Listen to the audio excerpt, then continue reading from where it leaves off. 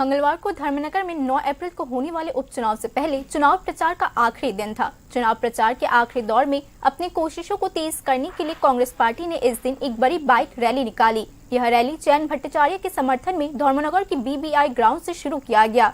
चुनाव के माहौल के बीच कांग्रेस ने अपनी इस जबरदस्त शक्ति प्रदर्शन के जरिए मतदाताओं के बीच अपनी स्थिति को मजबूत करने की कोशिश की है। इस रैली में विधायक सुदीप राय बर्मन भी मौजूद रहे।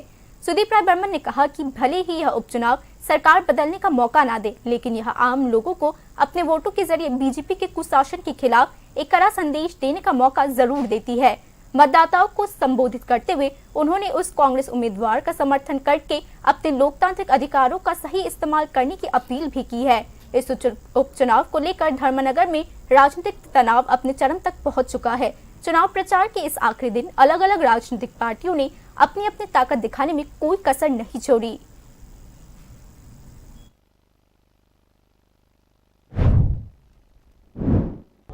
বলবে তো ধর্মনগরের যারা জনগণ রয়েছেন তারা বলবেন। আমাদের এপিল থাকবে জনগণের কাছে, যার যার ব্যক্তিগত জীবনের গত 8 বছরের এবং ভারতবর্ষের গত 12 বছরের যা তাদের অভিজ্ঞতা নিয়ে মানুষ ভোট করবেন। মানুষ সবটাই জানেন, সবটাই বোঝেন। সরকারের পরিবর্তন তো ঘটবে না, কিন্তু অন্তত যারা ভারতীয় জনতা পার্টি করেন তাদের কাছে একটা সুযোগ রয়েছে। বিচ্যুতি হয়েছে ভারতীয় জনতা পার্টির, এটাকে সঠিক দিশা দেখানোর জন্য তারা কংগ্রেসের প্রার্থীর অনুকূলে ভোট করবেন সেই আবেদন রাখবো।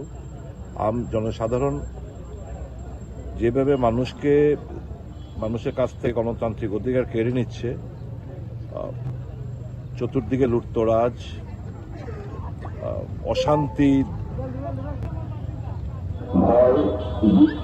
এইরকম একটা পরিস্থিতিতে মানুষ তাদের সুচিন্তিত মতামত ভোট বাক্সে প্রতিফলিত ঘটাবে, এটা আমাদের প্রত্যাশা।